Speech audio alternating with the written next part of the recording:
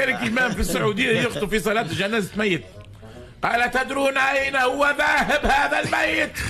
إنه ذهب إلى مكان لا يوجد فيه لا عمل ولا مال ولا ماء ولا خبز ولا زيت ولا بترول ولا غاز طبيعي. واحد تونسي حاضر في الجامعة تلفت لصاحبه قال له اخي هذا باش يدفنوه في تونس.